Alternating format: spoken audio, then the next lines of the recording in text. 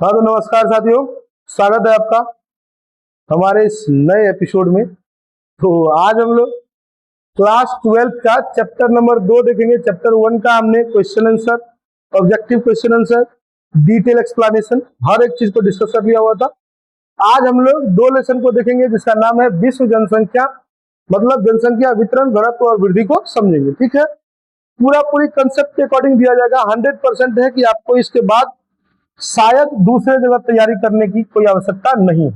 तो क्लास शुरुआत करने से पहले माँ सरस्वती को नमन करिए, इनका आशीर्वाद लेकर के आइए। हम सबसे पहले हमारा जो मोटिवेशनल क्वेट्स है उनको देखते हैं। तो आज का मोटिवेशन है, क्रोध तेज हवा की तरह होती है, कुछ देर बाद ये ठंडा हो ही जाती है, लेकिन जब तक रहती है तब तक कई शाखाएं और पत्तों को तोड़ देती है, जिन्हें दोबारा जोड़ा नहीं जा सकता। मतलब ये समझिए कि क्रोध जो होता है ना वो तेज हवा की तरह होता है। जैसे ही जिस प्रकार से तेज हवा जब आती है तो आने के तुरंत बाद उसको खत्म होना ही होना है। तेज हवा कम हो जाती है, लेकिन जब तक वो रहती है तब तक वो कई शाखाओं और कई पत्तियों को तोड़ चुकी होती है, जिसे जोड़ना नामुमकिन है। ठीक उसी तरह से हमारे शरीर में व्याप्त जो होता है वो क्रोध होता है। तो वो क्रोध को नियंत्रण में रखिए, कभी भी किसी भी चीज को करने में जल्दबाजी न करिए, और कोई भी डिसीजन क्रोधित होने के वक्त में तो जाहिर सी बात है जब आप क्रोधित हैं उस समय तो जरूर कोई ना कोई डिसीजन न ले, क्योंकि क्रोध में लिया गया डिसीजन हर हमेशा आपको मतलब मुंह के बल गिराने की ओर ही लेके जाएगा। तो आइए हम लोग जो हमारा चैप्टर नंबर 2 है विश्व जनसंख्या वितरण घनत्व और वृद्धि, इसको जानेंगे। तो चलिए, हमारा सबसे पहला टॉपिक है कि जनसंख्या से आप क्या समझते हैं। तो वो जनसंख्या किसको कहते हैं? तो किसी विशेष क्षेत्रफल में निवास करने या रहने वाले लोगों की कुल संख्या को क्या कहते हैं? वो जनसंख्या को। इसको मत देखिए, इसको तो वीडियो बन रहा है लेकिन हम पढ़ा आप ही लोग को रहे नहीं। तो कहेगा जनसंख्या किसको कहते हैं बाबू? तो किसी विशेष क्षेत्रफल में, चाहे देश की बात करिए, राज्य की बात करिए, गांव की बात करिए, जिले की बात करिए, आप किसी भी चीज की बात कर सकते हैं। इसीलिए हमने एक विशेष क्षेत्रफल का नाम ले लिया। ठीक है, किसी विशेष क्षेत्रफल में निवास करने वाले या रहने वाले लोगों की संख्या को क्या कहते हैं बाबू? जनसंख्या कहते हैं।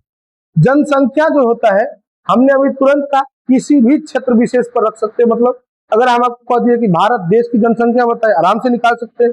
आपको हम कह दिए बिहार राज्य की जनसंख्या बताइए, आप निकाल सकते हैं। आपको हम कह दिए समस्तीपुर जिला का निकाल के दिखाइए, आप निकाल सकते हैं। आपको हम कह दिए केवल लिलौर गांव का निकाल के दिखाइए, आराम से निकाल सकते हैं। मतलब ये समझिए कि जनसंख्या किसी भी क्षेत्र के आधार पर निकाल या ज्ञात कर सकते हैं। अब आइए बाबू, यह क्षेत्र एक शहर, देश एवं पूरी दुनिया का भी हो सकता है, जो कि हमने आपको बताया। अब आइए, जनसंख्या कई कारकों पर निर्भर करती है, जैसे जन्म दर पर, मृत्यु दर पर, प्रवास पर। प्रवास मतलब क्या होता है बाबू? पलायन करना। क्या होता है बाबू? पलायन करना या आगमन करना। दैट मीन्स कहने का मतलब कहीं से कहीं जाना या कहीं से लौट के आना। दैट मीन्स कहने का मतलब यही हो गया पलायन। ठीक है, तो आइए हम लोग देखते हैं। जनसंख्या को हमने समझ लिया, अब जनसंख्या वितरण को समझते हैं बाबू। जनसंख्या वितरण किसको कहते हैं? तो जनसंख्या को एक स्थान से दूसरे स्थान तक बट जाना या चले जाना, विभाजित हो जाना, उसी को जनसंख्या वितरण कहते हैं। जैसे उदाहरण के तौर पर हम आपको बताते हैं, ध्यान से समझिए कि मान लीजिए हम लोग लिलहौल की जनसंख्या की बात करते हैं। 2005 में लिलहौल की जनसंख्या कुल 10,000 थी। कितनी थी? 10,000। अभी क्या हुआ है? तो 2025 आ गया, 2025 में इसकी जनसंख्या क्या हो गई? 25,000 हो गई। क्या हो गई बाबू? 25,000। ये 3 कारणों से हुई। कितने कारणों से? 3 कारणों से। पहला कारण तो नए बच्चों का जन्म हुआ है। नए बच्चों का जन्म हुआ मतलब जन्म दर। ठीक है, जब जनसंख्या कम होता है उसको मृत्यु दर कहते हैं। क्या कहते हैं बाबू? मृत्यु दर। तो जनसंख्या बढ़ी हुई है तो ये डिपेंड करता है जन्म दर और मृत्यु दर, तो दोनों को लेकर चलना पड़ेगा। ठीक है, अब आइए तो हम यहाँ मृत्यु दर भी लिख रहे हैं। अब आइए उसके बाद पलायन होता है। क्या होता है बाबू? पलायन। क्या होता है? पलायन। पलायन मतलब आना और जाना, दोनों के दोनों को पलायन की कैटेगरी में ही रखा जाता। अब आइए, हम यहाँ देख रहे थे 25,000, पहले 10,000 थी, तो 10,000 जो थी वो पूरी इसी एगो टोला में रह के निवास कर लेती। कनीटाक गांव का टोला बना हुआ था, उसी गांव को हम लोग लिलहौल गांव कहते। आज 2025 में 25,000 जनसंख्या हो गई। अब क्या हो गया, ये कम से कम 20-25 टोला में विभाजित हो गया। कितना विभाजित हो गया बाबू? 20-25 टोला में। तो क्या हुआ, जनसंख्या एक जगह से उठी, दूसरे जगह जाकर रहने लगी, फिर दूसरे जगह से उठी, तीसरे जगह जाकर रहने लगी। अब ऐसे एग्जाम्पल में नहीं समझते तो दूसरे एग्जाम्पल से समझिए। मान लीजिए कि हम लोग 2 सदस्य है, ठीक है, एक जगह निवास कर रहे हैं, ठीक। कल के डेट में मान लीजिए मेरे घर के सदस्यों की संख्या कुल 5 हो गई। अब एक स्थान पर जहां 2 आदमी रह रहा था, वहां 5 आदमी का निवास करना कहीं असंभव है, नहीं है। तो क्या करेगी, अगर मान लीजिए हमारे पास में कहीं दूसरे जगह विकल्प है, तो जनसंख्या यहां से 2 यहां रह जाएगी और 3 वो कहेगा कि हम दूसरे स्थान पे चल रहे हैं। कहां जा रहे हैं? दूसरे स्थान पे जा रहे हैं। तो मतलब ये समझिए कि जनसंख्या को एक स्थान से उठ करके दूसरे स्थान तक चले जाना, दूसरे स्थान पर बट जाना, यही क्या कहलाती है बाबू? जनसंख्या वितरण कहलाती है। क्या कहलाती है बाबू? जनसंख्या वितरण। ठीक है, आइए जो आपका किताब कहता है हम उस पर देखते हैं। जनसंख्या वितरण का अर्थ होता है पृथ्वी की सतह पर लोगों के वितरण की व्यवस्था, अर्थात कि लोग पृथ्वी की सतह पर कैसे फैले हुए हैं।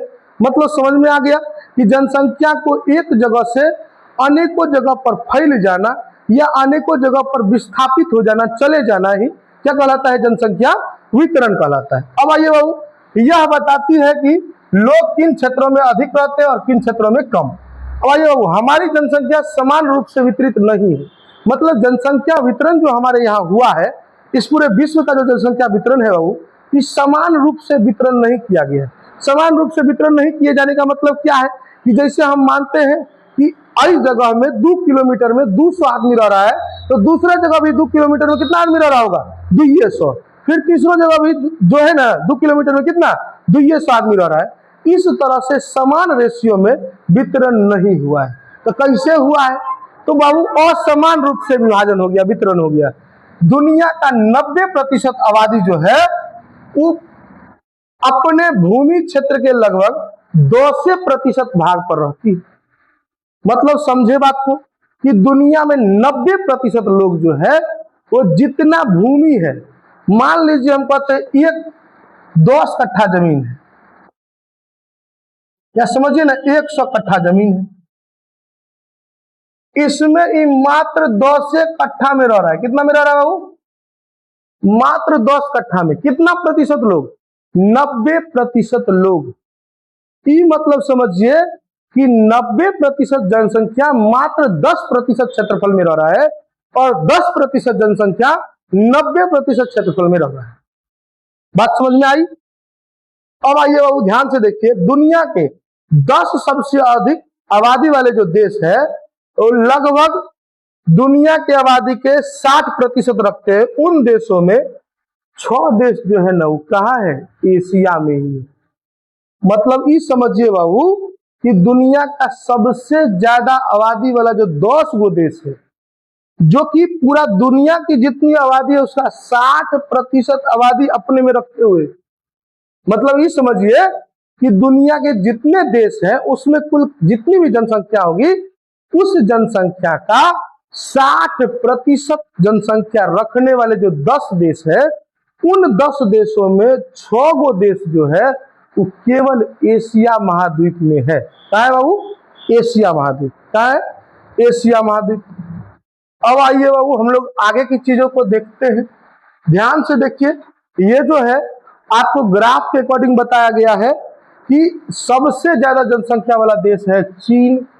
उसके बाद कौन है बाबू? Bharat, USA, Indonesia, Brazil, Pakistan, Nigeria, Bangladesh, रूस और मेक्सिको। ठीक है, आप देखिए ध्यान से, इस सब देश को देखिएगा, इन नक्शा में दिखेगा कि पूरा का पूरा देश में से 10 गो देश में से 6 गो जो देश है वो एशिया में ही। कहाँ है? एशिया महादेश में ही है। अब आगे चलिए, ये तो ग्राफ है बाबू, हम लोग आगे बढ़ते हैं। आगे आइए बाबू, जनसंख्या घनत्व किसको कहते हैं? क्या कहते हैं बाबू? जनसंख्या घनत्व। तो बाबू प्रत्येक या प्रति इकाई क्षेत्रफल में निवास करने वाले व्यक्तियों की कुल संख्या को हम लोग क्या कहते हैं? जनसंख्या घनत्व कहते हैं। कुल जनसंख्या अर्थात कुल औसत संख्या को ही हम लोग क्या कहेंगे? जनसंख्या घनत्व कहेंगे। समझिए ध्यान से हम क्या बोले कि किसी जनसंख्या घनत्व अगर बात किया जाए तो प्रति इकाई क्षेत्रफल में, किसमें बाबू, प्रति इकाई क्षेत्रफल में निवास करने वाले लोगों की जो जनसंख्या है उसी को हम लोग क्या कहते हैं, तो जनसंख्या घनत्व कहते हैं। यहाँ एगो जनसंख्या घनत्व देके हम डैश देके आपको परिभाषा लिखा। जनसंख्या घनत्व बराबर हमने क्या कहा, प्रति इकाई क्षेत्रफल में निवास करने वाले लोगों की संख्या को लिखेंगे निवास करने वाले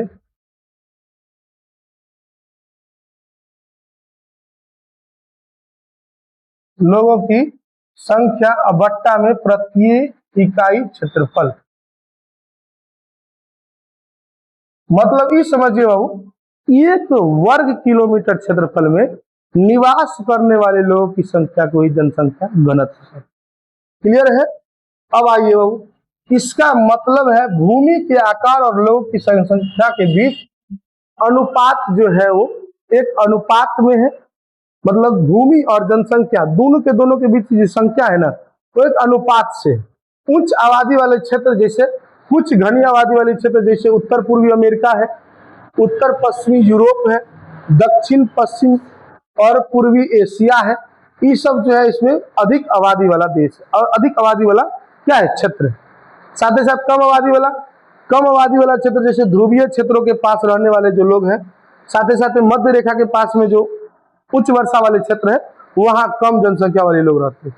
अब मध्य जनसंख्या की बात करिएगा, जो बीच बीचा वाला में चीन है, दक्षिणी भारत है, नॉर्वे है, स्वीडन है, ऐसे क्षेत्र जिनकी जनसंख्या 200 प्रति व्यक्ति वर्ग किलोमीटर से अधिक होती है उन्हें सघन आबादी वाला क्षेत्र कहते हैं। सघन आबादी वाला क्षेत्र जहां की जनसंख्या 200 प्रति वर्ग किलोमीटर, 200 व्यक्ति प्रति वर्ग किलोमीटर से अधिक। मतलब एक वर्ग किलोमीटर में एक वर्ग किलोमीटर में अगर 200 से प्लस व्यक्ति निवास कर रहा है तो उसी को हम लोग क्या कहते हैं, सघन आबादी वाला क्षेत्र।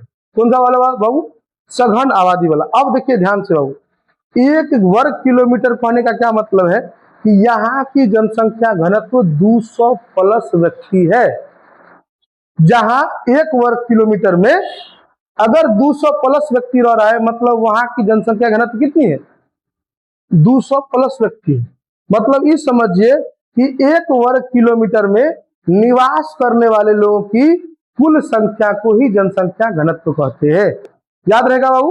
यहाँ देखिए बाबू, जनसंख्या घनत्व की गणना कैसे करना है, तो कुल जनसंख्या बट्टा में क्षेत्रफल से निकाल लीजिएगा, आराम से क्या निकल जाएगा, तो प्रत्येक वर्ग किलोमीटर में रहने वाले लोगों की संख्या अर्थात जनसंख्या घनत्व। मतलब ये समझिए कि मान लीजिए हम कहते हैं कि भारत की कुल जनसंख्या कितना है, 100 करोड़ मान लीजिए। अब भारत के पास कुल जो है वो 32,87,000 वर्ग किलोमीटर, दैट मीन्स कहने का मतलब 32 लाख क्या है, क्षेत्रफल है। अब इसको डिवाइड करेंगे और डिवाइड करने के बाद मान लीजिए हम कहते हैं 1200 आ गया, मान लीजिए हम ऐसा करें तो भारत की कुल जनसंख्या घनत्व कितनी है, 1200 प्रति वर्ग किलोमीटर। अर्थात एक वर्ग किलोमीटर में भारत में कितने व्यक्ति रह रहे हैं, 1200। हाँ, लेकिन ये समान रेशियो में नहीं रह रहे। ऐसा नहीं कि लिलोल में 1200 रह रहा है, आगे पटना में जाएंगे वहां भी 1200 ही रह रहा है। नहीं बाबू, लिलोल में 500 रह रहा है, तो अगर हम पटना जाते तो वहां 2000 रह रहा है। समझे कि नहीं समझे। जहां संसाधन अधिक है, जहां शिक्षा है, जहां स्वास्थ्य है, अर्थात कहने का मतलब है कि जहां लोगों की आवश्यकता की सभी चीजें पर्याप्त मात्रा में उपलब्ध है, एकदम सुगमता से उपलब्ध हो जाती है, तो वहां की जनसंख्या घनत्व अधिक है। और जहां सारी चीजें उतनी सरलता से नहीं मिल पाती है वहां का जनसंख्या घनत्व कम है। जैसे एग्जाम्पल के तौर पर पटना में बढ़िया एजुकेशन है, बढ़िया क्या है, मान लीजिए शिक्षा, स्वास्थ्य है, साथ ही साथ में संसाधन है, साथ ही साथ में मार्केटिंग है, हर एक चीज वहां बढ़िया है, हर एक चीज वहां तुरंत क्षण पल में मिल जाता है, तो वहां लोग बेसी रह रहे हैं। लेकिन वही अगर बात करिएगा आपके लिलोल गांव में, तो यहाँ ना शिक्षा बढ़िया है, ना स्वास्थ्य बढ़िया है, ना मान लीजिए मार्केट बढ़िया है, ना संसाधनों तक पहुंच अच्छे से हमको हो रहा है। तो कहने का मतलब यहाँ क्या है वहाँ चीजें, हमारी आवश्यकता की चीजें कम मात्रा में उपलब्ध है, तो यहाँ जनसंख्या घनत्व कम है। जनसंख्या घनत्व कम होने का मतलब क्या, वहाँ क्षेत्रफल अधिक हो, लोग कम रहते हो। और जनसंख्या घनत्व अधिक होने का क्या मतलब है, जहाँ क्षेत्रफल कम हो और लोग अधिक। क्लियर है, याद रखिएगा बाबू। अब आइए, हम लोग जनसंख्या वृद्धि दर कहते हैं तो किसी क्षेत्र में निश्चित समय अवधि में जनसंख्या में होने वाले वृद्धि को ही क्या कहते हैं, या जनसंख्या में होने वाले परिवर्तन को ही क्या कहते हैं बाबू, जनसंख्या वृद्धि कहते हैं। ठीक है, अब जनसंख्या वृद्धि या जनसंख्या परिवर्तन को प्रतिशत में व्यक्त किया जाता है, उसे वृद्धि दर भी कहते हैं। ठीक है, अब आइए बाबू, जनसंख्या वृद्धि दर के प्रकार। जनसंख्या वृद्धि दर के दो प्रकार होते हैं, एगो धनात्मक वृद्धि दर होता है, एगो ऋणात्मक वृद्धि दर होता है। मतलब ये देखिए बाबू, जनसंख्या में परिवर्तन दोनों तरह से हो सकता है, या तो ऋणात्मक तरीके से भी हो सकता है या धनात्मक तरीके से भी हो सकता है। कहिएगा सर ऋणात्मक तरीके से कैसे, अब खूब अधिक आदमी जन्म लेने लगे तो धनात्मक वृद्धि हो गई, अगर बहुत आदमी मरने ही लगे तो क्या हो गया, ऋणात्मक वृद्धि हो गई। दैट मीन्स परिवर्तन तो हो रहा है ना। तो जनसंख्या वृद्धि दर जो होते हैं वो दो प्रकार के होते हैं, जिसमें सबसे पहला जनसंख्या की धनात्मक वृद्धि होती है, किसी या किन्हीं समय अंतरालों के बीच में जन्म दर की संख्या मृत्यु दर की संख्या से अधिक हो जाती है, तो उसको हम लोग क्या कहते हैं, जनसंख्या का धनात्मक वृद्धि दर कहते हैं। क्या कहते हैं बाबू, धनात्मक वृद्धि दर कहते हैं। मतलब ये समझिए कि जीवित मतलब जन्म लेने वाले बच्चों की संख्या मरने वाले व्यक्तियों की संख्या से अधिक हो गई, तो समझ जाइए वहां क्या हो रहा है, जनसंख्या का धनात्मक वृद्धि हो रहा है। जैसे एग्जाम्पल के तौर पर 5 गो बच्चा जन्म ले लिया एक दिन में, एक गो आदमी मरा, तो हम क्या देख रहे हैं, जन्म लेने वाले बच्चों की संख्या अधिक हो रही है और मरने वाले व्यक्तियों की संख्या कम हो रही है। जबकि कहने का मतलब जनसंख्या वृद्धि दर जो है वो क्या है, धनात्मक है। क्या है बाबू, धनात्मक।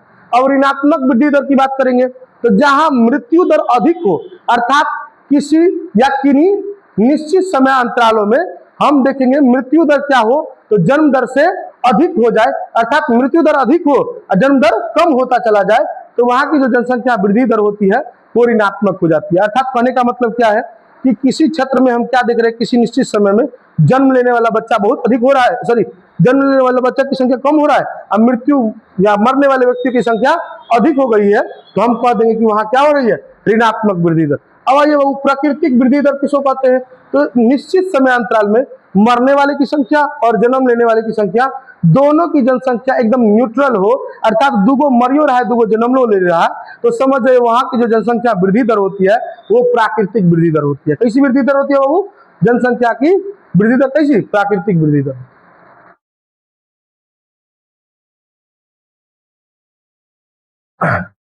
अब आइए बाबू, हम लोग आगे चलते हैं, जनसंख्या की वास्तविक वृद्धि की गणना। जनसंख्या के वास्तविक वृद्धि की गणना दिए गए सूत्र द्वारा किया जा सकता है, जैसे कि सूत्र यहाँ दिया हुआ है, जनसंख्या की वास्तविक वृद्धि जन्म दर माइनस मृत्यु दर प्लस आप्रवास माइनस उत्प्रवास। ठीक है, अब देखिए बाबू, क्षेत्र के अनुकूल 2018 में कितना वर्ग किलोमीटर था और कितना प्रति व्यक्ति, जो वर्ग किलोमीटर के आधार पर कितना व्यक्ति रह सकता है उतना, और विश्व के भाग का कितना प्रतिशत है वो देखिए। सबसे पहले एशिया क्षेत्र देखिए, इसकी कुल जनसंख्या 2018 में इतनी थी, नहीं इसमें कुल क्षेत्रफल इतना है वर्ग किलोमीटर में। मतलब ये समझिए कि 1 किलोमीटर में 146 व्यक्ति रहना पड़ता है। कहाँ, एशिया में। कब रहना पड़ता था बाबू, 2018 में। अभी तो 2026 हो गया, बहुते हो गए। जो कि कितना प्रतिशत होता है विश्व में, तो ये 59% होता है। तो इसको एक बार देख लीजिएगा, हम लोग आगे बढ़ते हैं। अब आइए बाबू, ये सबसे इंपोर्टेंट क्वेश्चन है, जनसंख्या वृद्धि को प्रभावित करने वाले कारक। ठीक है, अब बाबू जनसंख्या वृद्धि को या जनसंख्या वृद्धि का प्राकृतिक वृद्धि दर हम वहां समझाए हुए थे।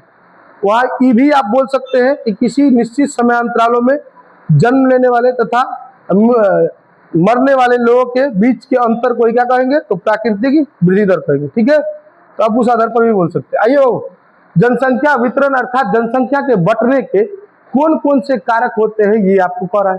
तो वैसे बाबू हम लोग जितना जानते हैं उतना में 3 कारक माना जाता है। सबसे पहला बाबू भौगोलिक कारक होता है, दूसरा होता है आर्थिक कारक, तीसरा होता है सामाजिक और सांस्कृतिक कारक। अब कहिएगा बाबू जनसंख्या वितरण के कारक मतलब समझ में नहीं आया। जनसंख्या जो बढ़ती है, अब जैसे एग्जाम्पल के तौर पर देखिए, यहाँ जितने भी व्यक्ति बैठे हुए हैं, आप लोग के पिताजी यहाँ नहीं रह रहे हैं, कोई ना कोई कारण होगा, नहीं रहने का? तो वही जो कारण होता है ना, मतलब हमारे पिताजी यहाँ से कहीं दूसरे जगह जा रहे हैं, कौन से कारक हो सकते हैं? तो वो ऐसे 3 कारक हो सकते हैं।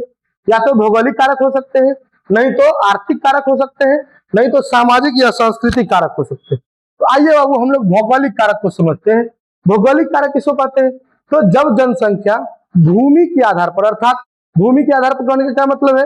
कहीं की भूमि सही नहीं है उसके अनुकूल, जलवायु सही नहीं है उनके अनुकूल, जल की उपलब्धता नहीं है सही है उनके अनुकूल, मृदा क्षमता अच्छी नहीं है उनके अनुकूल। तो यदि इस समझिए किसी व्यक्ति के अनुकूल वहां का जो भूमि स्ट्रक्चर होता है, अर्थात जो हमारा कह सकते हैं कि भूमि का जो एक बनावट है वो सही नहीं है, तो लोग वहां से प्रवास कर जाते हैं, अर्थात कहने का मतलब वहां से उठ करके दूसरे स्थान पर चले जाते हैं। तो जनसंख्या वितरण का वही कारक जो होता है वो भौगोलिक कारक कहलाता है। तो आइए हम किताब के आधार पर देखते हैं भौगोलिक कारक। जमीन की कहीं ऊंचा होना जैसे पहाड़, कहीं नीचा हो जाना जैसे घाटियां, यही सब मिलाकर उच्चावच बनाते हैं। अब देखिए पर्वतीय, पठारी अथवा उबड़ खाबड़ प्रदेशों में कम लोग रहते हैं, जबकि मैदानी क्षेत्रों में लोगों का निवास अधिक होता है, क्योंकि इन क्षेत्रों में भूमि उर्वरक होती है और वह कृषि किया जा सकता है। हमने अभी आपको क्या कहा? जनसंख्या के वितरण का भौगोलिक कारक मतलब क्या? वैसा कारक जिसके आधार पर व्यक्ति या तो किसके लिए, जमीन के या भूमि के स्ट्रक्चर के आधार पर, नहीं तो जलवायु के आधार पर, नहीं तो वहां की मृदा क्षमता के आधार पर, नहीं तो वहां की जल की उपलब्धता के आधार पर, इन सभी कारकों को न देखते हुए एक स्थान से दूसरे स्थान तक पलायन कर जाता है, एक स्थान से दूसरे स्थान पर जाकर रहने के लिए बाध्य हो जाता है। तो जनसंख्या वितरण की इसी विधि को हम लोग क्या कहते हैं? भौगोलिक विधि कहते हैं। कौन सा कारक कहते हैं बाबू? भौगोलिक कारक। याद रखिएगा, मतलब ये समझिए कहीं की जमीन उबड़ खाबड़ है, अब हम लोग हैं, हम लोग को समतल मैदान में रहने का आदत है, और हमको कह दिया कि जाओ तुम असम में रह जाना, हमको कह दिया जाओ तुम मेघालय में रह जाना, हमको कह दिया जाओ तुम शिलोंग में जाके रह जाना, हमको कह दिया जाओ तुम इम्फाल में रह जाना, हमको कहा जाओ तुम नागालैंड में जाके रह जाना। हम लोग क्यों नहीं वहां रह सकते बाबू? वहां पर्वतीय क्षेत्र है। कैसा क्षेत्र है? पर्वतीय क्षेत्र है। अब हम लोग कभी पर्वतीय क्षेत्र में रहना, हम कभी रहे ही नहीं है, तो वहां रहना पसंद होगा? हम लोग वहां रह पाएंगे? नहीं रह पाएंगे। तो हम लोग वहां जाने के बाद भी अगर हमको पर्वत या कहीं पठारीय क्षेत्र मिलेगा तो हम लोग वहां रहेंगे, और नहीं पठारीय क्षेत्र मिलेगा तो हम लोग बोरिया बिस्तर उठा के दूसरी जगह चले जाएंगे। नहीं, आगे चलिए बाबू। जैसे एग्जाम्पल के तौर पर अब कहिएगा दूसरा कारण क्या होता है? तो जलवायु कारण हो जाता है। मान लीजिए हम लोग को ज्यादा गर्मी में रहने की आदत है, हम लोग को खूब ठंडा में दे दिया, सर्दी जुकाम यू 20 तरह का बीमारी हो गया, हम लोग वहां से उठ के अपने यहाँ चले आए, नहीं आ गए। तो कहने का मतलब क्या है ना, कि हमारे शरीर के अनुकूल यदि जलवायु कहीं मिलती है तो हम लोग ऐसे जगह पर निवास करना पसंद करते हैं। ठीक है कि नहीं है? तो जनसंख्या वितरण ज्यादा वहां होता है जहां व्यक्ति के स्वेच्छा अनुकूल वहां क्या भूमि की उपलब्धता होती है, या भूमि का स्ट्रक्चर होता है, भूमि की आकृति होती है, जलवायु वैसा होता है, या तो कह सकते हैं वहां जल की उपलब्धता उस मात्रा में होती है। ठीक है कि नहीं है? तो चलिए हम लोग जनसंख्या वितरण के यही कारक को छोड़ करके, मतलब देख करके आज का क्लास खत्म करते हैं। ठीक है, मिलेंगे नेक्स्ट क्लास में। मुंह दुख गया बहुत ज्यादा। तो आप लोग भी यहाँ तक समझ में आ गया? कल का आप लोग का SW है कि आप यहाँ तक किताब से पढ़ के आइएगा। कोई भी डाउट यदि आपको किताब से मिलता है तो आप उनसे क्वेश्चन जनरेट कर सकते हैं, पूछ सकते हैं। ठीक है, यदि आपको इसमें नहीं समझ में आया, यहाँ आप वीडियो बन रहा है, आप वीडियो में जाकर के देख सकते हैं, वीडियो से समझ सकते हैं। ठीक है, उसके बाद नोट्स को यदि जरूरत हो तो आप वीडियो में जाके नोट्स भी वहां से ले सकते हैं। ठीक, तो चलिए आप लोग को छुट्टी करेंगे। साथ ही साथ में आप लोग को यदि ये वीडियो कंटेंट अच्छा लगता हो तो लाइक करें, साथ ही साथ कहीं अगर प्रॉब्लम आपको नजर आता हो तो कमेंट करें, अपने दोस्तों में भी शेयर करें। साथ ही साथ इस चैनल को आज ही सब्सक्राइब करें, क्योंकि यहाँ 10th 12th 8th 9th 10th 12th यहाँ तक की सारे क्लासेस की जो भी चीजें होंगी वो आपको उपलब्ध कराई जाएगी। तो मिलते हैं नेक्स्ट वीडियो में, तब तक के लिए जय हिंद, जय भारत दोस्तों।